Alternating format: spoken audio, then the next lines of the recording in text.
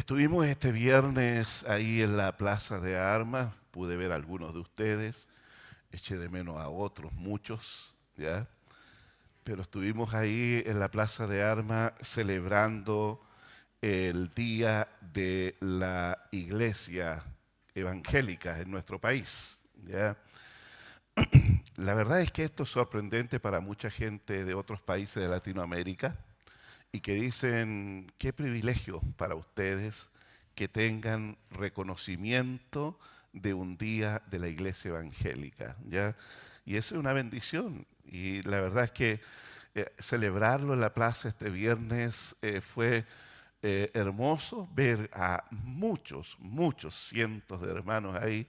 Yo creo que habían unos 1.200 personas ahí en el lugar, en la plaza, y celebrando juntos el tiempo. Gracias a Dios por la vida de Carla, que estuvo a cargo de dirigir el grupo de alabanza durante estos días, los ensayos, a Dianés por todo su aporte, a mi hermano Pedro aquí también por todo su aporte, y bueno, también allá a Felipe por toda su ayuda, ¿no es cierto? Joaquín, que estuvo ahí en el bajo, Elías en la guitarra, o sea, todos los que estuvieron participando y apoyando, la verdad que una bendición poder verles allí ministrando al Señor en ese lugar. Así que Dios les siga bendiciendo y les siga usando como lo hacen. ¿Por qué se celebra el Día de la Iglesia Evangélica? No es algo nuevo de este milenio, de esta década, sino es por un evento ocurrido ya hace muchos siglos atrás. Hace 506 años que ahí en Alemania, en las puertas en el castillo de Wittenberg, de la iglesia allí, del castillo de Wittenberg, se clavaron 95 tesis, 95 propuestas, 95 reclamos que un hombre, un monje agustino, Martín Lutero, las pone allí. Clavar esas 95 tesis en esa puerta no fue algo extraordinario, sino que era común que los estudiantes allí de la universidad donde Lutero hacía clase, ellos expusieran allí temas que les llamaban la atención, expusieran allí sus quejas y expusieran allí temas a debatir. Eso era como, no sé, como el Facebook de aquel tiempo, ¿no es cierto? Ya donde alguien expresaba lo que quería comunicar. Allí clavaban con papeles, ¿no es cierto?, clavaban sus propuestas. En el caso de Martín Lutero, lo que él hizo fue exponer una queja respecto a prácticas de la iglesia en ese momento, y él no tenía la intención de provocar un revuelo, sino que él buscaba una discusión académica de los temas que estaba exponiendo. ¿Y por qué decimos eso? Porque él escribe estas 95 tesis en latín, que era el idioma usado en las aulas universitarias de aquel entonces, ¿ya? Y ahí están escritos para ser discutidos por la clase clerical, por estudiantes de gente acomodada, adinerada, porque no todos tenían acceso a la educación entonces, ya. Pero allí Lutero hace esta propuesta de discusión para poder ver cuán correcto o aceptable eran las prácticas que se estaban promoviendo en aquel entonces, ¿ya? ¿Qué es lo que Lutero reclama allí principalmente? Es la venta indiscriminada de indulgencias. ¿Qué es lo que eran las indulgencias?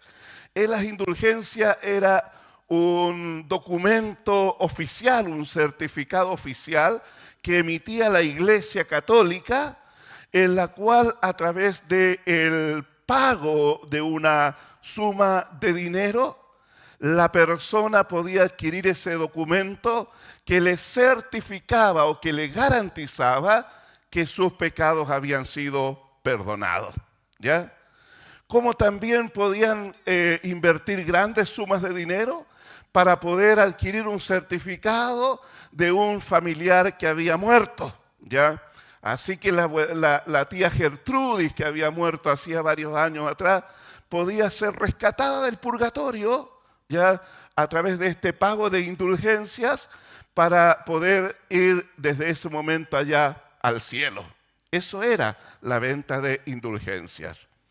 Y lo interesante de esto también, que los dineros recaudados habían sido ya previamente convenidos por las partes interesadas, ¿ya? Por eso toda esta indignación de Lutero, ¿ya?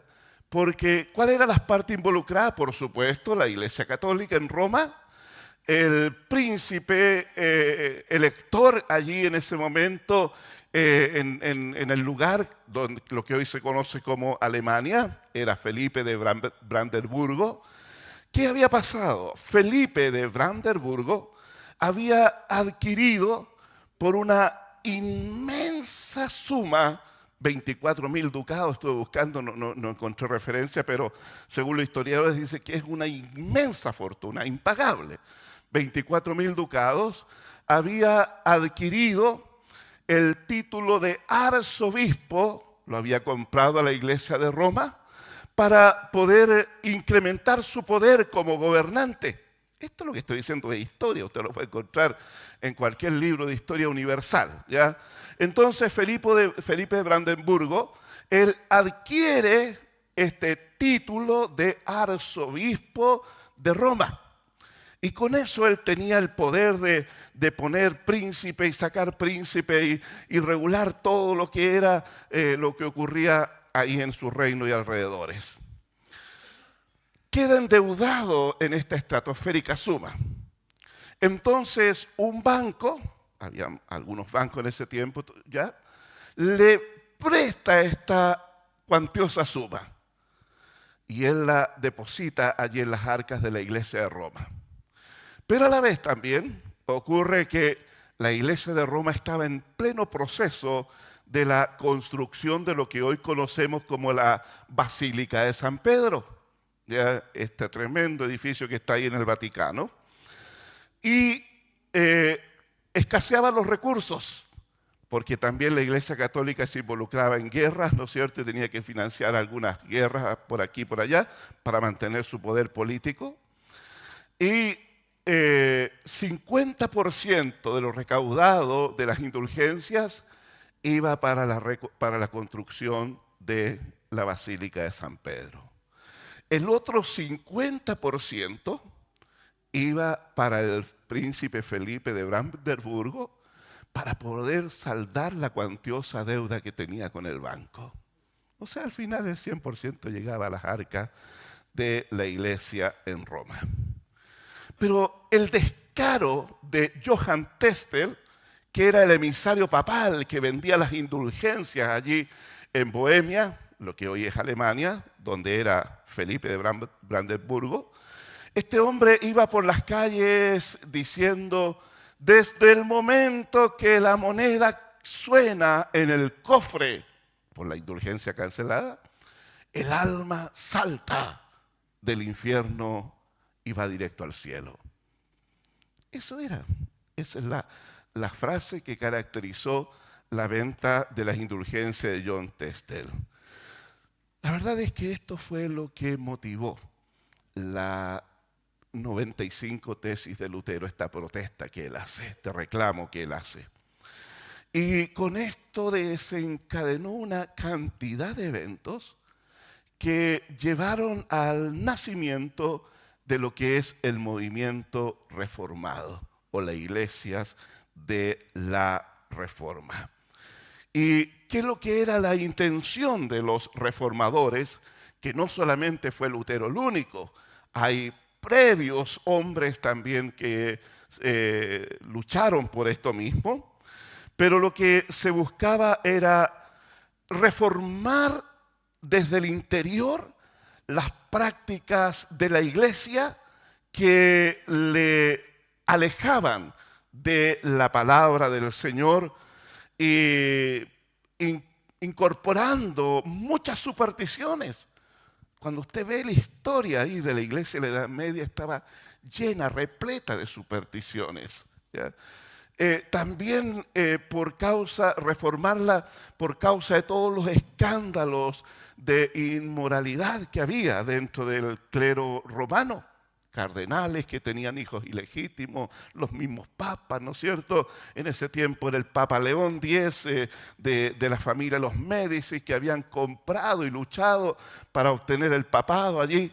Intrigas políticas, luchas de poder, asesinatos al interior de la iglesia en Roma. Era escandaloso. Entonces encontramos a todos estos hombres que buscaron la forma de reformar esto, la manera de reformar todo esto, lo cual no fue posible. Muy por el contrario, estos hombres como John Cliff,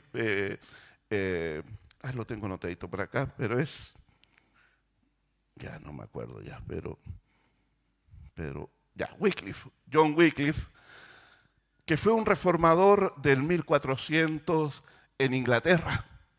Luego Jan Hus, un reformador en la Alemania previo a Lutero. Hombres que fueron perseguidos, hombres que fueron excomulgados de la iglesia para luego ser asesinados, muchos de ellos en la hoguera, porque eran considerados herejes. ¿Y cuál fue la intención de ellos?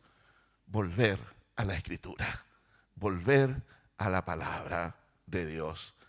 La verdad es que Lutero, en el momento que él fue conminado a retractarse, porque fue citado a una dieta, a un concilio, la dieta de Worms, aquí tengo la fecha, en el 1521, y ahí Lutero estaba ante el emperador Carlos V, quien había sido previamente reconocido por la iglesia como emperador del Sacro Imperio Romano. Era el hombre más poderoso de la tierra en ese momento, más poderoso de la tierra. Ese hombre podía dar una sola palabra y Lutero era muerto en el acto. Estaba también ante el Papa, ante los cardenales allí presentes en esa dieta.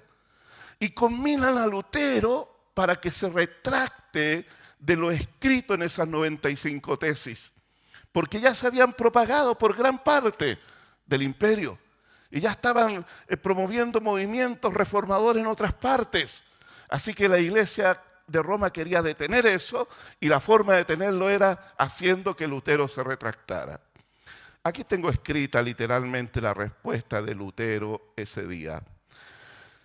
Abro comillas, dice Lutero: a menos que no esté convencido mediante el testimonio de las Escrituras, de la Biblia, o por razones evidentes, ya que no confío en el Papa ni en su concilio, debido a que han errado continuamente y se han contradicho, me mantengo firme en las Escrituras a las que he adoptado como mi guía.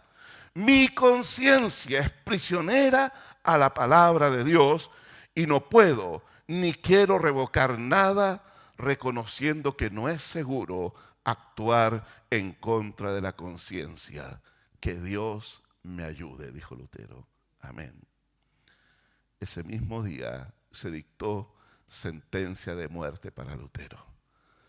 Ese mismo día se dijo: quien mate a Lutero, esa fue la resolución de esta dieta de Worms, quien mate a Lutero le hace un favor a la iglesia y a la humanidad. Y esa persona que asesinara a Lutero, donde quiera lo encontrara, obtenía grandes beneficios de parte de la iglesia. Ese día Lutero tuvo que huir y fue secuestrado allí en el camino de su vida, en el carruaje que iba, y nadie supo quién lo había secuestrado.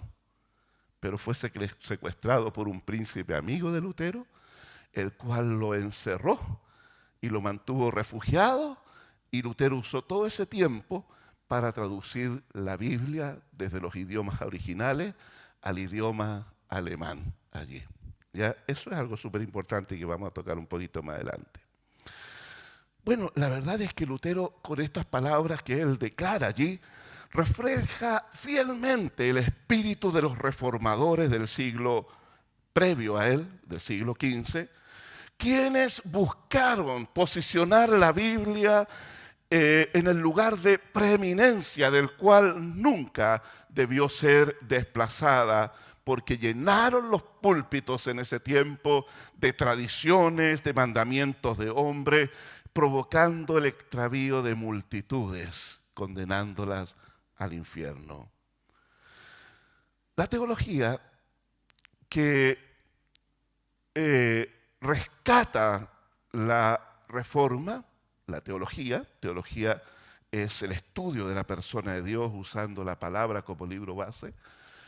Esta teología que rescata la reforma dio luego paso a 5 puntos principales, allí fue condensada, que incorporan aspectos esenciales de lo que es la fe cristiana bíblica.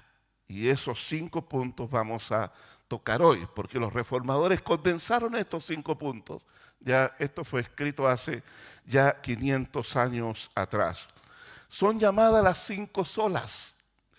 ¿Por qué las 5 solas? Porque en el latín, que era el idioma de los eruditos en ese tiempo, solas quiere decir solamente, ¿ya?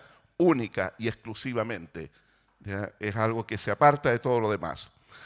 Entonces, lo primero que establecen como principio los reformadores es sola escritura. Sola escritura. Esto quiere decir que la Biblia, la palabra de Dios, es la que tiene la autoridad final en todas las discusiones acerca de la vida, ya como regla de fe para el creyente en todos los tiempos, en todo lugar y en toda cultura. Podemos estar viviendo en cualquier cultura en el mundo, pero como cristianos tenemos una regla de fe que norma la conducta, que establece los principios de nuestra vida y que establece lo que hemos nosotros de creer. Y eso es la palabra del Señor. ¿Ya? Dice Efesios 4, 17 y 18, dice así: con la autoridad del Señor digo lo siguiente, ya no vivan como los que no conocen a Dios, porque ellos están irremediablemente confundidos, tienen la mente llena de oscuridad, vagan lejos de la vida que Dios ofrece, porque cerraron la mente y endurecieron el corazón hacia Él. Es solamente la palabra de Dios la que puede iluminar el corazón del ser humano, el cual por causa del pecado se encuentra entenebrecido, en tinieblas ante Dios. Y solamente es la palabra de Dios la cual es lumbrera a nuestro camino y lámpara a nuestros pies, la que puede ayudar e iluminar el corazón del ser humano. La verdad es que la oscuridad que provoca la ceguera espiritual, donde el ser humano no tiene la capacidad de discernir lo que se le está enseñando si realmente es palabra de Dios. Por eso la gente a veces cree tantas cosas.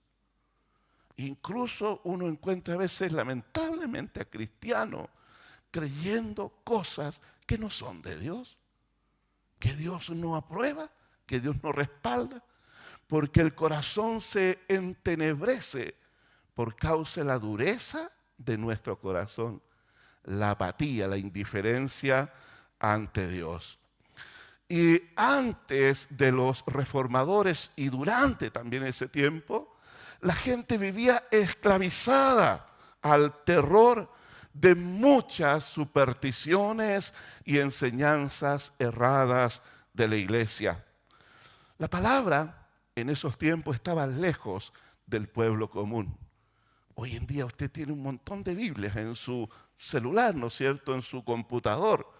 Pero en ese tiempo la gente no tenía Biblia para leer, porque las Biblias estaban en los monasterios, estaban en las universidades, donde solamente tenían acceso allí el clero, los sacerdotes, ¿no es cierto?, o la gente de recursos.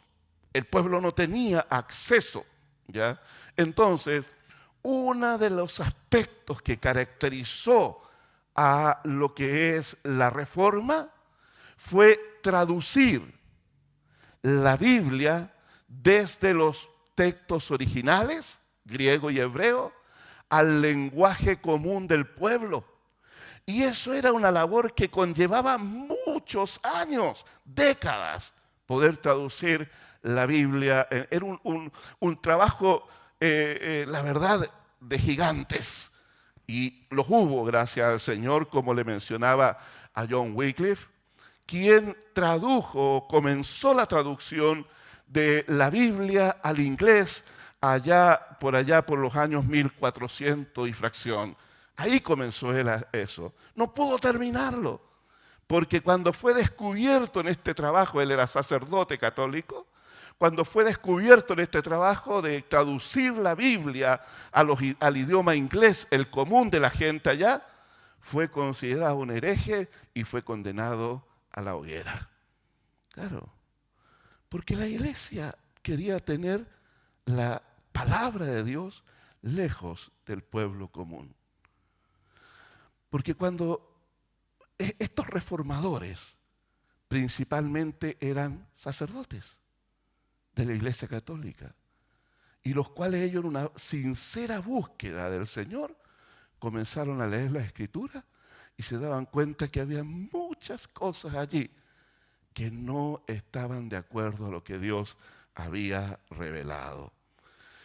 El 28 de septiembre de 1569, en Basilea, Suiza, Casiodoro de Reina, ¿usted ha escuchado de Casiodoro de Reina? ¿Ya? Usted tiene una Biblia allí, Reina Valera, ¿no es cierto? ¿Ya? Bueno, Reina es Casiodoro de Reina. Cipriano de Valera fue el que después revisó la Biblia años más tarde, pero el que publicó, el que se dio el trabajo de traducir la Biblia para tenerla en el castellano, fue este hombre, ¿ya? Casiodoro de Reina, en el año 1569. Él es un español, sacerdote español, que había comenzado a traducir la Biblia en España, pero por causa de la Inquisición católica, él tuvo que huir y refugiarse allá en Ginebra, en Suiza, porque ahí estaban los reformadores y era una región, una zona donde no iba a ser perseguido por la Iglesia Católica Romana. Y allí él completó, después de muchas décadas, él completa lo que es la traducción de Antiguo y Nuevo Testamento en lo que se conoció en su tiempo como la Biblia del oso. ¿Ya? ¿Por qué la Biblia del oso? Porque en la portada, en la primera página allí, hay un oso tratando de alcanzar un panal de miel. ¿Ya? Y en los Salmos dice que las palabras de Dios son más dulces que la miel, la que destila del panal. ¿Ya? Entonces ahí está representado en el oso el pueblo que quiere tomar de esa miel pura que es la palabra del Señor. Bueno, la Biblia que tradujo Casiodoro de Reina es la que usted usa comúnmente, la Biblia Reina Valera, traducida hace poco más, casi 500 años atrás. ¿Sabe usted? Uno de los mayores obstáculos con los cuales lidiaron los reformadores era el ¿cómo es? Ella lo dijo bien, ¿ya? La gente no sabía leer, eran analfabetos. Ellos lidiaron con eso. Entonces fue la iglesia reformada la que, tengo aquí la fecha, por aquí lo tengo, ya. En el año 1536, poquito, 19 años después de que Lutero clavó las 95 tesis, ahí en Ginebra, Suiza, se da comienzo a la primera escuela pública, gratuita y obligatoria. Pública, gratuita y obligatoria. No existía esto en toda la historia de la humanidad, porque siempre el acceso al estudio, a la lectura, estaba para las clases religiosas, clericales y para los ricos. Pero la inmensa cantidad de gente no tenía acceso a la educación. Entonces es el movimiento protestante de la Reforma que da inicio, empuje para que exista el acceso democrático para la educación pública. Fue la primera escuela en la historia de la humanidad fundada allí en Ginebra en el 1536. En el 1547, la Reforma se está expandiendo. Entonces la Iglesia Reformada de Escocia pone en sus estatutos de fundación allí que, como mandato pone esto, que en cada pueblo rural de Escocia tenía que haber al menos una escuela pública, gratuita y obligatoria para educar desde pequeño y enseñar lo que es la lectura.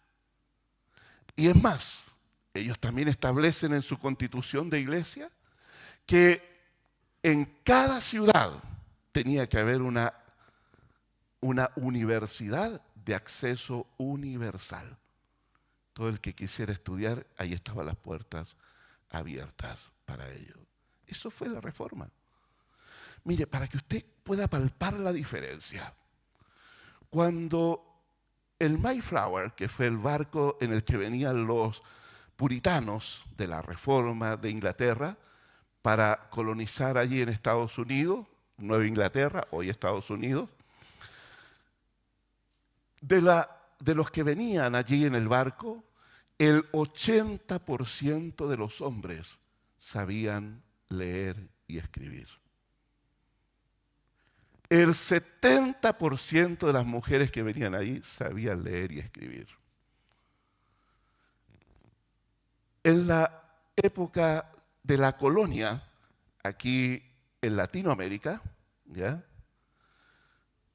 para la llegada de la independencia de varios países, solamente menos del 10% de la gente sabía leer y escribir. Más del 90% de los habitantes de nuestra América morena eran analfabetos. Nunca en la Edad Media, alta y baja, la Iglesia Católica promovió la educación. Porque mantener a la gente en la ignorancia es una poderosa herramienta para poder dominar la vida de las personas bajo el despotismo. Claro. Y eso lo supo aplicar muy bien la Iglesia Católica Romana. Por eso los reformadores hicieron toda esta labor de educar a la gente. Bueno, ese 10% o menos el 10% que había, no solo era en América, sino que los historiadores dicen que era parte de la realidad de la España y en Europa. Era exactamente lo mismo. O sea, solamente las clases clericales y las clases acomodadas tenían la capacidad de poder leer, porque se unieron tanto el poder político y religioso para dominar a las multitudes. pero dentro de lo que fueron los países en los cuales se extendió la reforma protestante, hubo un avance en todos los ámbitos, en todas las áreas. Por eso tenemos una gran diferencia entre los países gobernados desde el protestantismo a los países bajo el dominio de lo que es el catolicismo. La verdad es que los reformadores tenían, por el contrario, la convicción de que por medio de otorgar las capacidades de estudios a los creyentes, estos experimentarían la libertad. Juan 8:32. Y conocerán la verdad y la verdad los hará libres. O sea, cuando ellos comienzan a traducir los textos bíblicos a los idiomas nativos, se dan cuenta que tienen este otro problema, la ignorancia. La gente analfabeta, y hacen todo un trabajo heroico, de esfuerzo para preparar a la gente. La verdad es que la Biblia es el texto divinamente inspirado para revelar la verdad de Dios a los hombres. Pero ¿cómo conoceremos si no sabemos leer, no es cierto? Claro. Entonces ese fue el impulso. Queremos llevar la verdad al corazón de cada persona y que por sí misma pueda inquirir en el texto bíblico para poder tener convicciones personales en su propia vida de las verdades que brotan de las Sagradas Escrituras. Por lo tanto, también quiero exhortarles en esto, queridos hermanos, sola Escritura, la primera sola de la Reforma, a no solo pensar y meditar en la Biblia, lo cual debemos hacer, por supuesto, pensar y meditar en la Biblia para ir adquiriendo un conocimiento de la palabra, sino que nosotros debemos aprender a pensar bíblicamente acerca de lo demás. ¿Qué quiere decir esto? De que yo voy a tomar la palabra y usarla como un filtro para poder examinar lo que pueden presentarme como verdades en la sociedad que vivo, en la cultura que vivo. ¿Ya? Pienso bíblicamente acerca de cómo estoy conduciendo mi matrimonio, mi familia. ¿Realmente estoy aplicando a mi familia las verdades bíblicas que aparecen en la Escritura? ¿O uso otras fuentes externas para poder practicar mi sexualidad en el matrimonio?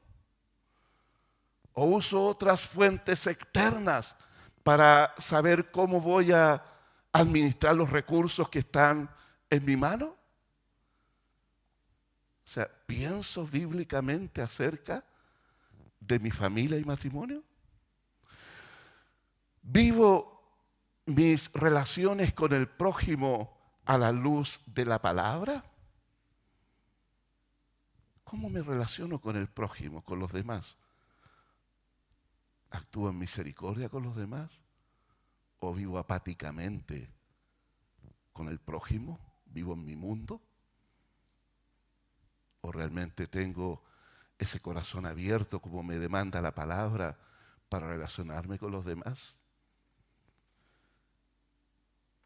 ¿Cuál es la visión acerca del origen de las cosas? Tenemos un sistema educativo, ¿no es cierto?, donde el evolucionismo es un eje central en lo que es la existencia del ser humano en esta tierra. Eso es lo que creo. Y miro hacia el cielo y veo, ¿de qué planeta vendremos? ¿O realmente creo que hay un Dios que amorosamente diseñó todas las cosas, planificó todas las cosas y nos creó a nosotros, y que nuestros primeros padres sí son Adán y Eva, y no es un mono, un primate de por allá del África? Es lo que a veces la gente cree, ¿no es cierto? ¿qué identidad hay en venir de una gran explosión ocurrida hace miles y miles de años atrás? Y que luego algo salió del mar y se adaptó afuera y después de millones de años tenemos todo lo que tenemos acá. ¿O prefiero pensar bíblicamente y decir no? Fue Dios nuestro creador. Nosotros venimos como resultado del diseño inteligente de un Dios amoroso que se preocupó de proveer todo lo que necesitamos para habitar sobre la faz de la tierra. Claro. Ese es el Dios en el cual creemos y el que nos revela la Biblia. Entonces, no solo debemos pensar en la Biblia, sino que pensar bíblicamente si yo estoy viviendo en esta tierra de acuerdo a los principios que están revelados en la Escritura.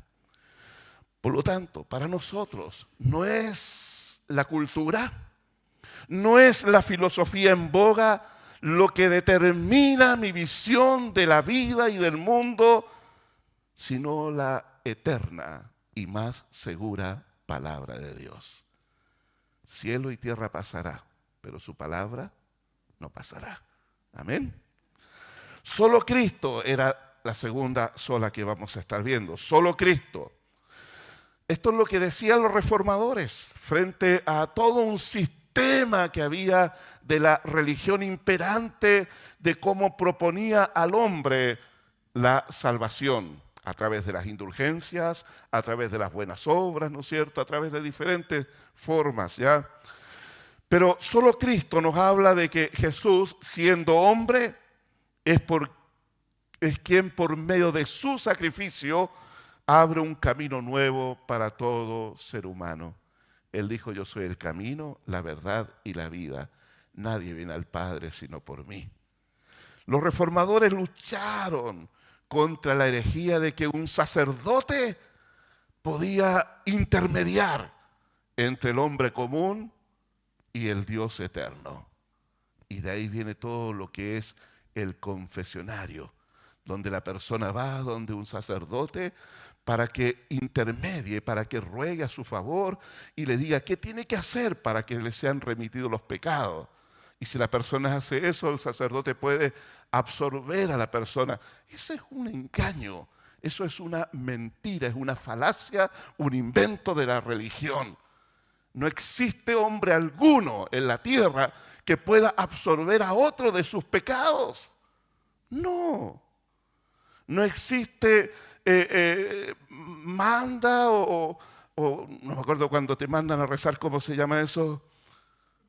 La penitencia, ¿ya? No existe penitencia alguna que pueda limpiarte de los pecados. Solamente Cristo, por su sangre derramada en la cruz del Calvario, está facultado para asegurarnos a nosotros el perdón total, absoluto, permanente de nuestros pecados. Solo Cristo, nadie más. Por lo tanto, no lo vamos a Él a cambiar. Eso fue lo que dijeron los reformadores. Pongamos a Cristo en el lugar de preeminencia que Él debe estar para dar verdadera y segura esperanza de salvación al ser humano. Solo Cristo. Porque no hay otro nombre dado a los hombres en toda la tierra bajo el cielo en el cual podamos nosotros ser salvos. Solamente Jesús.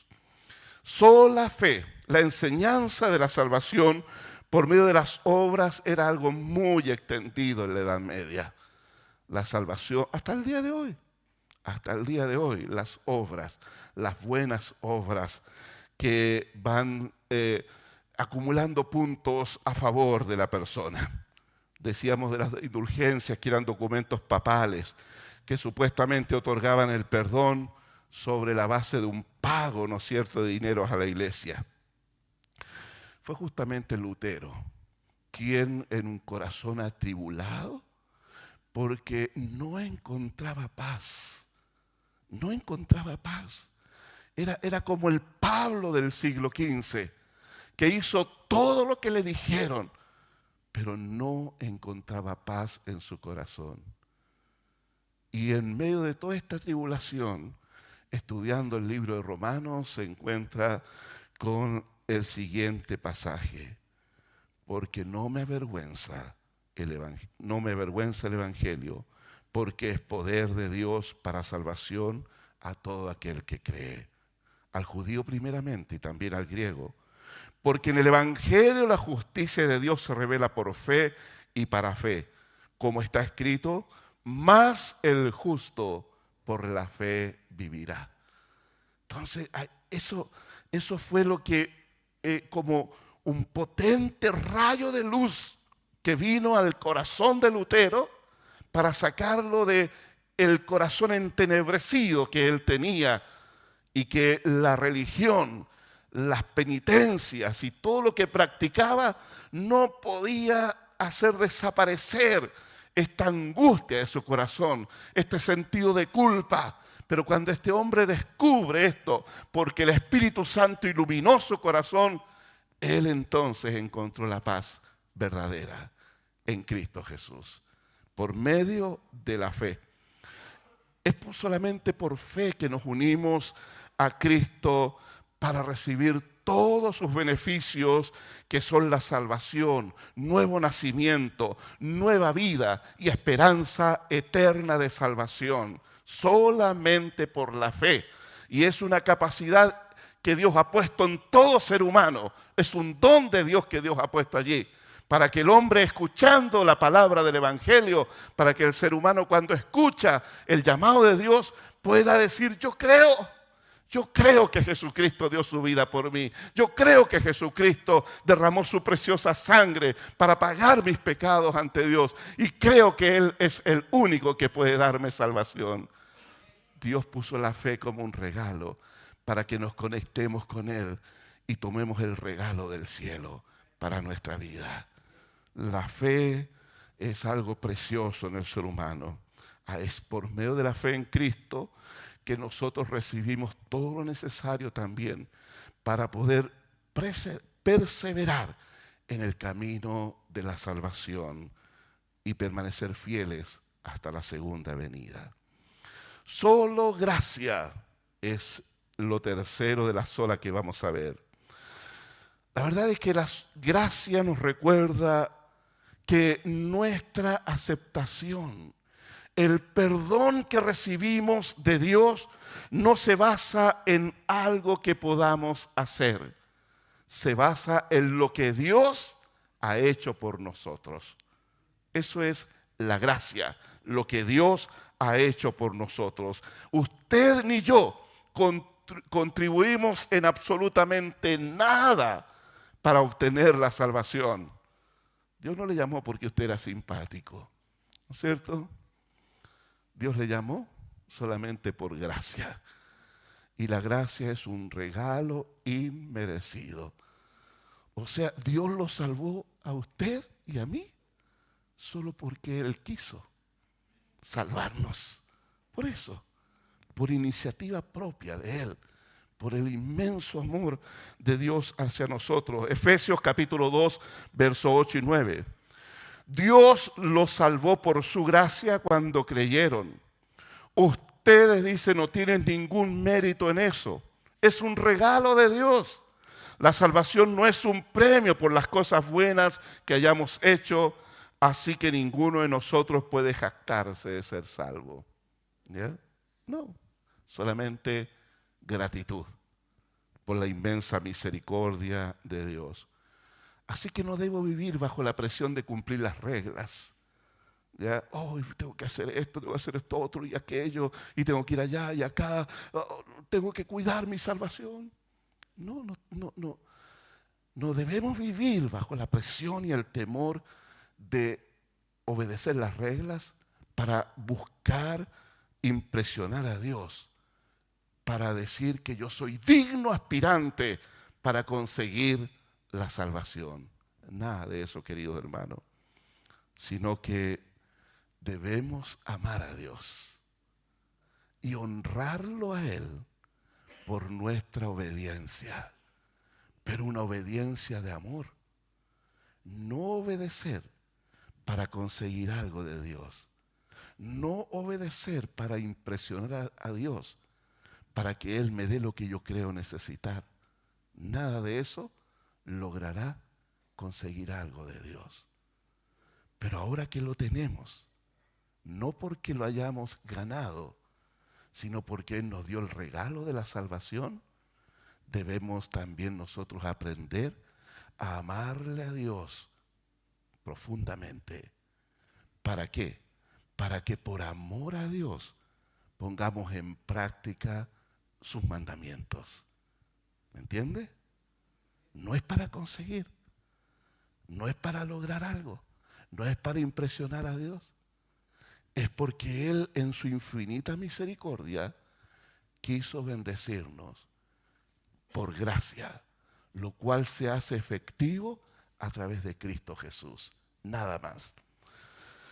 Por último, solo a Dios la gloria. Es el reconocimiento de que nosotros no aportamos nada para recibir tantos y generosos beneficios del cielo. Toda obra nace y es ejecutada por el Padre desde la eternidad pasada. Mire lo que dice Efesios 1:3. Toda la alabanza sea para Dios el Padre de nuestro Señor Jesucristo, quien nos ha bendecido con toda clase de bendiciones espirituales en los lugares celestiales, porque estamos unidos a Cristo. Darle la gloria a Dios implica el reconocimiento de su soberanía, el reconocimiento de que Él es el Dios verdadero, que se revela a través de su Hijo Jesucristo. Darle la gloria a Dios implica que yo decido en esta tierra, por amor a Dios, vivir en obediencia a sus mandamientos. Darle la gloria a Dios implica que cada vez que yo me reúno como iglesia, le voy a adorar a Él. Le voy a dar el reconocimiento a través de mi imperfecto canto de que Él es el Dios soberano, grande y eterno. Sí, dar la gloria.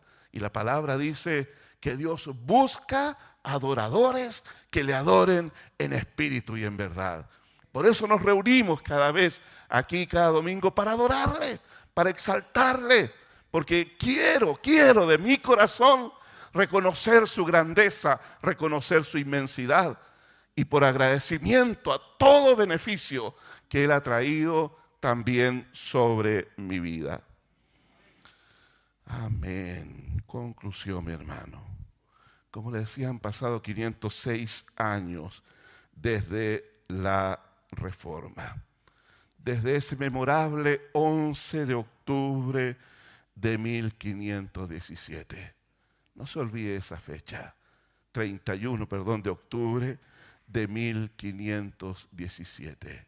Fue allí donde Lutero clavó esas 95 tesis.